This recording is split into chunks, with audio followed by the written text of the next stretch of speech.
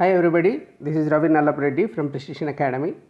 ఈరోజు English and general studies అనే సిరీస్లో భాగంగా ది హిందూ ఎడిటోరియల్ సెప్టెంబర్ 2, 2020 వచ్చిన హిందూ ఎడిటోరియల్స్ సంబంధించి కోవిడ్ అండ్ ఎకానమీ అన్న టాపిక్ మీద ఈ సెషన్ ఉంటుంది. మీరు చాలా కేర్ఫుల్గా అబ్జర్వ్ చేయండి, అటెన్షన్తో వినండి, ఎందుకంటే చాలా స్టాటిస్టిక్స్ వస్తాయి, దీంట్లో కాన్సెప్ట్స్ వస్తాయి కొన్ని కొత్తవి, తర్వాత కీవర్డ్స్ అండ్ ఈడియమ్స్ ఇవి కూడా మీరు అబ్జర్వ్ చేస్తురండి ఎలా యూస్ చేశారని. సో ఈ ప్రాసెస్లో భాగంగా మీకు కొన్ని విషయాలు, కొత్త విషయాలు తెలియడమే కాకుండా కొత్త పదాలు వాటిని ఎలా వాడాలి అనేది కూడా తెలుస్తుంది.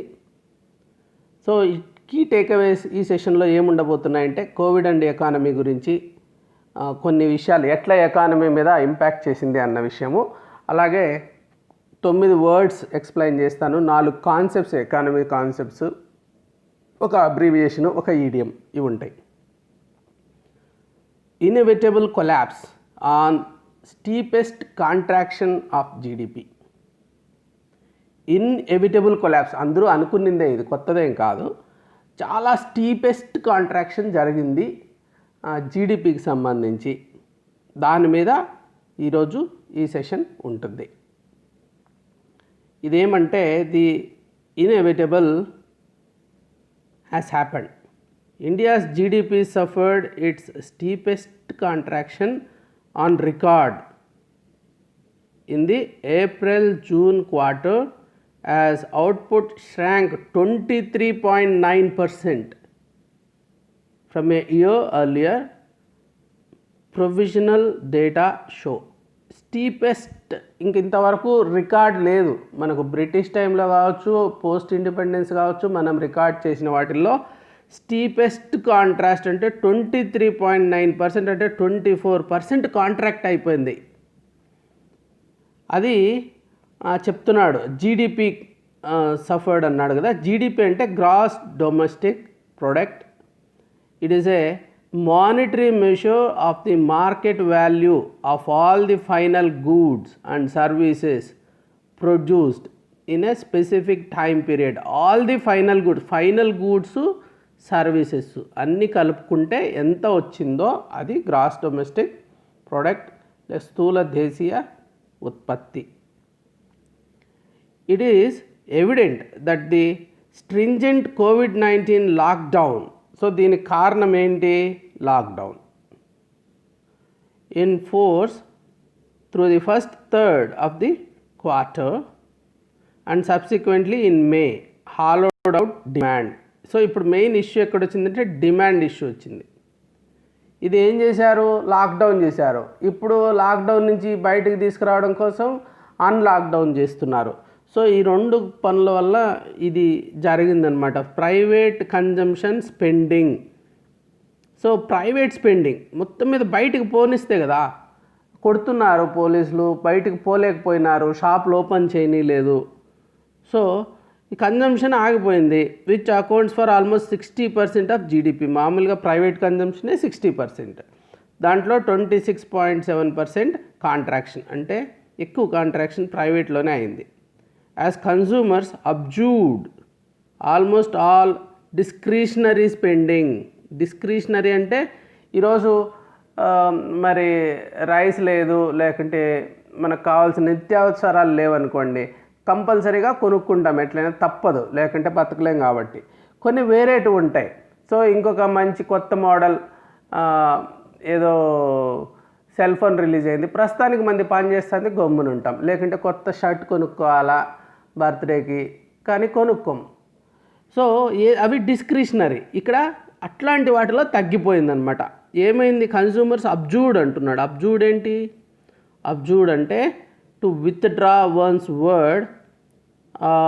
సో ఇప్పుడు మొదట అనుకున్నది, ఇక్కడ డెఫినేషన్ ఇస్తున్నాను. ఆర్ ప్రొఫెస్డ్ బిలీఫ్, ఒక మాట చెప్పినా, ఒక దాని మీద ఒక బిలీఫ్ ఇంతకు ముందున్నా దాన్ని విత్డ్రా చేసుకోవడం. అలాగే ఇక్కడ డిమాండ్, అది కొనాలని కోరిక ఉన్నింది, లేకుంటే కొనిస్తానని కమిట్మెంట్ ఉన్నింది, అది విత్డ్రా అయిపోయింది. Abjured almost all discretionary spending. Abjured discretionary spending అంటే విత్డ్రా చేసుకున్నారు. And exports which contribute to the 5th of GDP. Exports మనకి 1/5 ఆఫ్ జీడిపి అంటే 20% వస్తుంది. దాంట్లో ఓవర్సీస్ డిమాండ్ తగ్గిపోయింది, వేరే కంట్రీస్లో డిమాండ్ తగ్గిపోయింది for Indian goods and services. Shrank by nearly 20%. మన జీడిపిలో 20% ఉన్న దాంట్లో 20% తగ్గిపోయింది. సో ష్రాంక్ అంటే ఏంటి?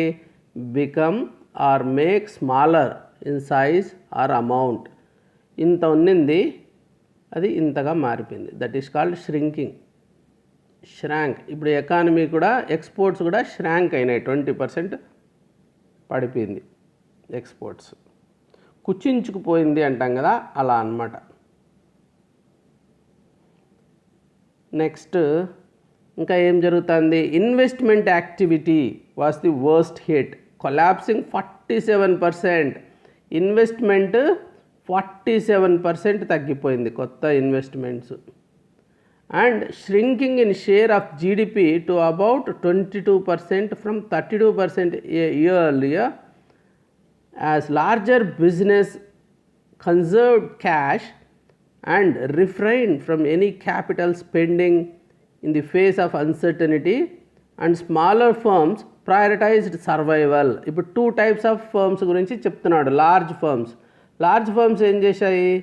క్యాష్ పెట్టుకున్నాయి. ఎవరైనా కానీ క్యాష్ ఈజ్ కింగ్. ఇప్పుడు రియల్ ఎస్టేట్లో కావాలంటే మీకు కావాలంటే తక్కువ రేటుకి దొరుకుతాయి. ఏదైనా ఇప్పుడు ఇన్వెస్ట్ చేయట్లేదు, క్యాష్లో పెట్టుకొని ఉన్నారు. క్యాష్ ఎవరి దగ్గర ఉంటే వాడే కింగ్ అనేసి లార్జ్ కంపెనీస్ క్యాపిటల్ ఇన్వెస్ట్మెంట్ చేయట్లే.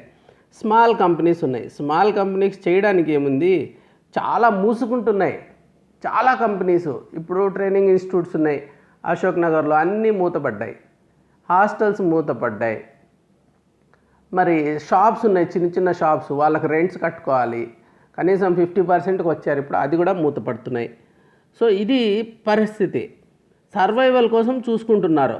Across the real economy every single industry and services sector shrank with the solitary exception of agriculture, which grew 3.4% and outpaced the year earlier quarters 3% expansion. ఇది చాలా మన క్లారిటీతో అర్థం చేసుకోవాలా. ఇంతకుముందు ఏమన్నారు? డిస్క్రిషనరీ స్పెండింగ్ ఆగిపోయింది అన్నారు. ఈ అగ్రికల్చర్కి సంబంధించి నాన్ డిస్క్రిషనరీ కదా ఇది. ఈ ఇండస్ట్రీ మాత్రము 3.4% పెరిగింది. లాస్ట్ ఇయర్ మామూలుగానే పెరుగుతుందంటే లాస్ట్ ఇయర్ ఓన్లీ 3% పెరిగింది. ఇప్పుడు ఇంట్లో కూర్చున్నారు, అన్నీ కావాల్సినట్టు కొనుక్కొని తిని ఇంకేం పని లేదు, కుకింగ్ కొత్తవి చేసుకుంటూ ఇంట్లో కూర్చొని ఉన్నారు అందరూ. అది పరిస్థితి. సో ఇక్కడ 3 వర్డ్స్ వాడాడు. సో రియల్ ఎకానమీ అంటున్నాడు. The real economy concerns the production, purchase and flow of goods and services like oil, bread, ఏదైనా కావచ్చు, labour. Within an economy it is contrasted with the financial economy. 2 economies ఉంటాయి, real economy, financial economy. Financial economy concerns the aspects of the economy that deal purely in transactions of fiat money and other financial assets. ఇక్కడ financial అసెట్టే ఉండక్కర్లేదు. Real ఎకానమీలో real goods, real services గురించి జరిగిన transactions అన్నీ వస్తాయన్నమాట. So తర్వాత solitary exception అన్నాడు. Solitary exception ఏంటి? Existing alone అన్నట్టు. I live A pretty solitary life అంటే వాడు ఒక్కడే ఉంటున్నాడు అన్నట్టు ఒక చోట. అలాగే అగ్రికల్చర్ ది సాలిటరీ ఎక్సెప్షన్ అంటున్నాడు. అన్ని ఇండస్ట్రీస్ పడిపోయాయి, భయంకరంగా పడిపోయాయి. ఇంకా అసలు ఎంటర్టైన్మెంట్ ఇండస్ట్రీ అయితే ఎంత పడిపోయిందో, ఫ్రీ ఫాల్ అంటారు కదా, అట్లా అయిపోయింది. సో టూరిజం అంతే. కానీ ఇక్కడ అగ్రికల్చర్ ఒకటి సాలిటరీ ఎక్సెప్షన్, ఇది మాత్రం గ్రో అయింది. అంటే ఎవ్రీ ఇయర్ గ్రో అయ్యేదానికంటే ఇంకా ఎక్కువ అయింది. సో అవుట్ పేస్డ్ అన్నాడు అంటే go, rise or improve faster than. He outpaced all 6 defenders. అలాగే అవుట్ పేస్డ్, ఎవరితో అవుట్ పేస్డ్? వేరే ఇండస్ట్రీస్ ఎలా పడిపోయాయి, కానీ ఈ కంపారిజన్ అదే ఇండస్ట్రీలో లాస్ట్ ఇయర్తో కంపేర్ చేస్తే కూడా అవుట్ పేస్ అయిందనమాట అగ్రికల్చర్. ఇప్పుడు స్టీపెస్ట్ ఫాల్ గురించి మాట్లాడుతున్నాం కదా. Construction suffered the most, plunging 50%. Construction industry 50% పడిపోయింది. ఇప్పుడు అసలు లేబర్ లేరు, మైగ్రెంట్ లేబర్ ఎక్కడికక్కడికి వెళ్ళిపోయారు. ఇప్పుడు ఎవరికి పర్మిషన్స్ కూడా లేవు, కట్టుకుంటాము ఇండ్లు అవి ఇవంటే ఇంకా సోషల్ డిస్టెన్స్ చేసుకుంటూ ఎవ్వరు లేరు, చేయలేము, ఆగిపోయినాయి అవి. Followed by omnibus service category. అంటే ఆమ్నిబస్ ఏంటి, ఇక్కడ బస్ ఎక్కడి నుంచి వచ్చింది అనుకుంటారేమో. కంప్రైజింగ్ సెవరల్ ఐటమ్స్ ఉంటే ఆమ్నిబస్ అంటారు. Like omnibus editions of novels, several items, several novels ఉన్నాయి ఇక్కడ. అలాగే ఇక్కడ ఆమ్నిబస్ సర్వీస్ కేటగిరీ అంటే సెవరల్ సర్వీస్ కేటగిరీస్ అన్నీ ఒక చోట పెట్టి అన్నిటి గురించి చెప్తున్నాడు. సో ప్లంగింగ్ 50% అన్నారు కదా. ప్లంగింగ్ అంటే falling steeply, marvel at plunging waterfalls, hanging valleys and secluded beaches గురించి. అంటే ప్లంగింగ్ వాటర్ ఫాల్స్ అంటే కింద పడిపోతుంటాయి కదా, అట్లా అనమాట. సో ఇంతకుముందు కోవిడ్ స్పైక్ అవుతుంది అని చెప్పాను ఇంతకుముందు సెషన్లో. సో దానికి ఆపోజిట్ ఇప్పుడు కోవిడ్ ఏమో ఇట్లా స్పైక్ అయిపోతుంది నెంబర్స్, ఎకానమీ ఏమో ప్లంజ్ అయిపోతుంది. అది మీరు చూడండి, ఇది ఎంత పెరుగుతుందో అది అంత తగ్గుతుంది. సో ప్లంజింగ్ 50% ఏది కన్స్ట్రక్షన్లో. ఆమ్నిబస్ సర్వీస్ సెక్టర్ గురించి అంటే సర్వీస్ సెక్టర్లో trade, hotels, communication, transport, broadcasting అన్నిట్లో కూడా, అంటే ఎస్పెషలీ ఇవి న్యూస్ పేపర్స్ అయితే అసలు పేపర్ తెప్పించుకోవట్లేదు, ప్రింట్ మీడియా దాదాపు ఇంటికి రావట్లే, ఆగిపోయింది. సో అన్ని రకాలుగా ఈ బ్రాడ్కాస్టింగ్ కావచ్చు, కమ్యూనికేషను, హోటల్స్, ట్రేడ్ అంతా కూడా పడిపోయింది. శ్రాంక్ 47%. కన్స్ట్రక్షన్ 50 అయితే ఈ సర్వీసెస్, ఈ ఆమ్నిబస్ సర్వీసెస్ అన్నాడు కదా, ఈ సర్వీసెస్ అన్నీ 47%. పాండమిక్ లింక్డ్ రెస్ట్రిక్షన్స్ వలన వీళ్ళు ఇన్ని రెస్ట్రిక్షన్స్ పెట్టారు కాబట్టి ఎకానమీని ఆపారు.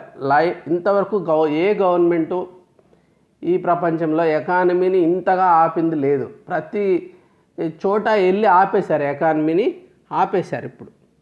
సో అఫ్కోర్స్ దానివల్ల కనీసం కోవిడ్ ఆగిందంటే అది లేదు, ఇప్పుడు నెంబర్ 2 ప్లేస్కి వెళ్ళిపోయాము. సో మ్యానుఫ్యాక్చరింగ్ టుక్ ఎ సివియర్ బీటింగ్. మ్యానుఫ్యాక్చరింగ్ ఎలా ఉందో చూద్దాం. సివియర్ బీటింగ్ జరిగింది. Contracting 39% as demand for products deemed non essential evaporated. Non essentials అనుకుంటున్న వాటి డిమాండ్ ఎవాపరేట్ అయిపోయింది. అంటే ఎవాపరేటెడ్ అంటే or something abstract, cease to exist. The military of earlier years had evaporated in the Wake of defeat. పాత military ఉన్నింది, అది defeat అయిన తర్వాత ఎక్కడికి వెళ్ళిపోయిందో తెలియదు. అట్లా ఆవిరి అయిపోవడం అంటాం కదా, దీని మీద దానికి ఉన్న డిమాండ్ ఆవిరి అయిపోయింది. ఆవిరి అంటే ఏంటి, కనపడకుండా మాయమైపోతుంది కదా, నీళ్ళు ఉంటాయి, ఆవిరి అయిపోయింది, మనం చూసే లోపల పైకి వెళ్ళిపోయింటాయి, ఆవిరి అయిపోయింది, ఎట్లా వెళ్ళిపోయిందో కూడా తెలియదు. అలాగే ఈ డిమాండ్ కూడా ఎవాపరేట్ అయిపోయింది. సో ఈ factories even after reopening struggle to run amid shortage of labour and added safety norms. ముందు లేబర్ రావట్లే, వాళ్ళందరికీ సేఫ్టీ నామ్స్, ఇంత సోషల్ డిస్టెన్సింగ్ పెట్టండి, ఇది చెయ్యండి, అది చెయ్యండి. ఈ ఫ్యాక్టరీస్ ఏం చేస్తాయి పాపం.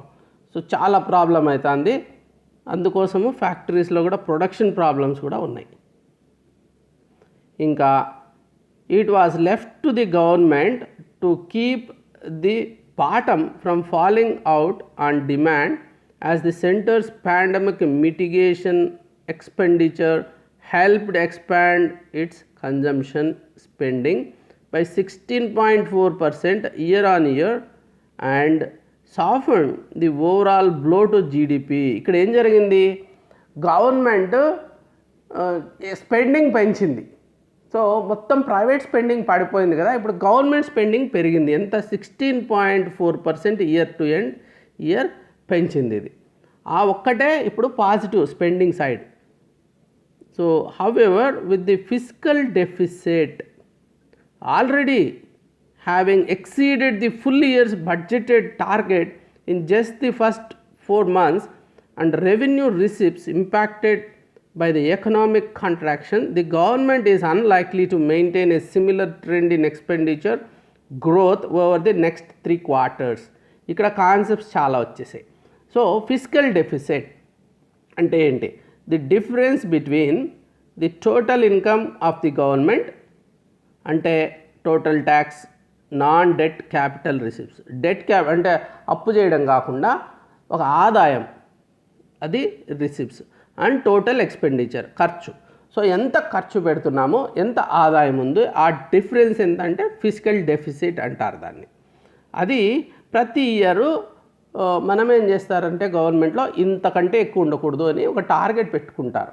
ఎందుకంటే ఆదాయం కంటే ఖర్చు ఎక్కువైపోతే ఎన్ని రోజులు నడుస్తుంది, ఎన్ని రోజులు అప్పు కడతాం, అప్పు తెచ్చినంత మాత్రం సరిపోదు, మళ్ళీ దాన్ని తీర్చాలి, ప్రిన్సిపల్ తీర్చాలి, ఇంట్రెస్ట్ తీర్చాలి. సో ఒక లిమిట్ పెట్టుకుంటాం.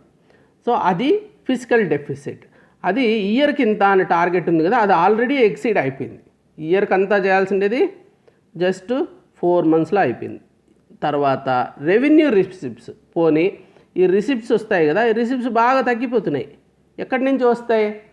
కన్జంప్షన్ లేదు, డిమాండ్ లేదు, ట్యాక్సులు లేవు, దాంట్లోనే కదా ఇప్పుడు జిఎస్టీ అంతా బాగా పడిపోయింది. సో ఎకనామిక్ కాంట్రాక్షన్, ఈ రిసిప్ట్స్ ఎందుకు తగ్గిపోయినాయి? ఎకనామిక్ కాంట్రాక్షన్ వల్ల. The government is unlikely to maintain similar trend. So expenditure పెంచింది గవర్నమెంటు, ఇన్కమ్ పడిపోయింది. ఇది పరిస్థితి. ఎన్ని రోజులు నడుస్తుంది గవర్నమెంట్కి అయినా కానీ? ఒకసారి చేయగలుగుతుంది కొన్ని రోజులు, తర్వాత ఏంటి పరిస్థితి? అది మనం చూసుకోవాలి. ఇక్కడ రెవెన్యూ రిసిప్ట్స్ అంటే it refers to those receipts which neither create any liability nor cause any reduction in the assets. Revenue receipts చాలా హ్యాపీగా వస్తూ ఉంటాయి, దానివల్ల ఏమి మన అసెట్స్ తగ్గవు. అసెట్స్ అమ్మేస్తే దాన్ని రెవెన్యూ రిసిప్ట్స్ అనరు, క్యాపిటల్ రిసిప్ట్స్ అని. సో అది లయబిలిటీస్ అంటే అప్పు చేయట్లేదు. సో ఇంకా ఎకనామిక్ కాంట్రాక్షన్ వలన ఏమవుతుంది అంటే అది కూడా తగ్గిపోతుంది.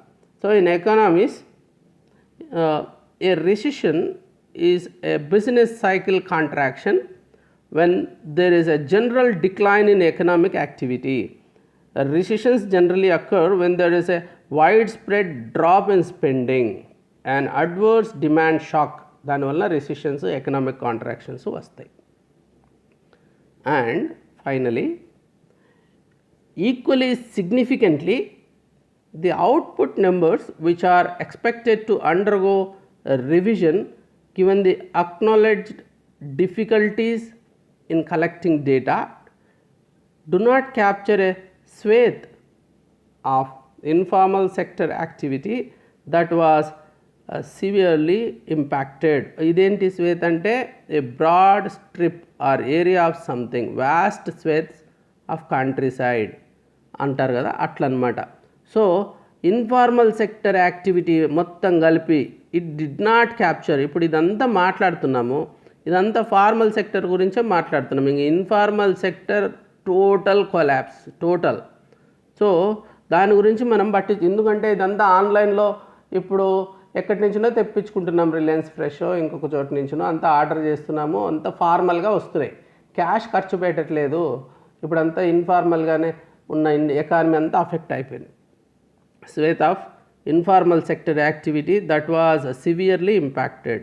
Agriculture too faces headwinds in the form of higher than ideal rainfall in August in several key crop growing regions in the western and central India, and with the impact of recent farm market ordinances yet to play out, it may be a while before the end of the tunnel is sighted. ఇంతవరకు agriculture బాగానే ఉంది, అయితే దానికి కూడా headwinds వస్తున్నాయి. Headwinds అంటే ఏంటి? A wind blowing from directly in front opposing forward motion. మొగం మీదకి గాలి కొడుతుంది అనుకో, ముందరికి పోలేం మనము. సో చాలా ఎక్కువ గాలి ఉంటుంది, అది ఎదురుగా వస్తుంది మనకి, అది ముందరికి పోలేం, రెసిస్టెన్స్. అట్లా అగ్రికల్చర్ కూడా అవుతుంది. మరి లాస్ట్ ఇయర్కి ఈరోజు బాగా గ్రోత్ ఈ సంవత్సరానికి, కానీ నెక్స్ట్ ఇయర్కి వానలు బాగా పడ్డాయి కదా అనుకుంటున్నాం, కానీ ఎక్కువ పడ్డాయి, అది కూడా ప్రాబ్లమే. ఎక్కువ ఉండకూడదు, హయ్యర్ దాన్ ఐడియల్ పడ్డాయి.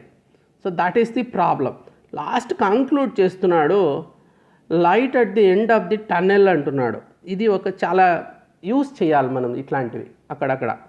So signs of improvement in a situation that has been bad for a long time or signs that a long and difficult piece of work is almost finished. దాదాపు చాలా రోజుల నుంచి కష్టపడుతున్నాం, లాస్ట్కు end కనిపిస్తుంది అనుకో.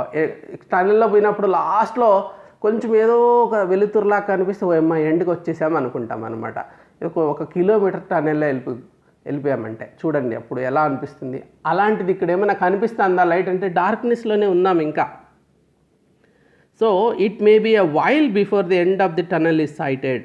End of the tunnel కనిపించాలంటే ఇంకా బాగా టైం పడుతుంది. అంటే ఈ ఎకానమీ మనం కుదురుకోవడానికి మళ్ళీ ఏదైనా పాజిటివ్ డైరెక్షన్లో రావడానికి చాలా టైం పడుతుంది అనేది కంక్లూషన్.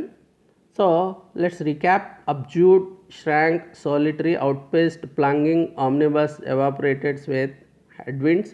తర్వాత real economy, physical deficit, revenue receives, economic contractions, GDP, light at the end of the tunnel. వీటిలన్నిటిని వాడుతూ ఇదే టాపిక్, ఇవే స్టాటిస్టిక్స్ వాడుకొని మీరు గుర్తుపెట్టుకొని చూడకుండా మొత్తం రీప్రొడ్యూస్ చేయండి. ఎన్ని వాడతారో చూద్దాం. సో ఒక 15 ఉన్నాయి టోటల్ మీరు వాడాల్సిన వర్డ్స్, కాన్సెప్ట్స్, అబ్రివేషన్స్. మీరు ఎన్ని మ్యాక్సిమం వీలైనన్ని వాడేసి సొంతంగా ఇదే టాపిక్ మీద మొత్తం రాయండి. So it's a good exercise. Then మీకు ప్రాక్టీస్ అవుతుంది వాడడం, అర్థం చేసుకోవడం ఒకటి, మళ్ళీ మెయిన్స్ ఆన్సర్ రైటింగ్లో రాయాల్సి వస్తుంది మీరు సొంతంగా, తర్వాత లైఫ్లో యూస్ చేసుకోవాల్సి వస్తుంది. సో ఒకసారి రాయండి. Thank you for joining. Please subscribe to Precision Academy to get notifications or call any of these numbers. For the 85 number, please send only a message. Please don't call. Thank you very much.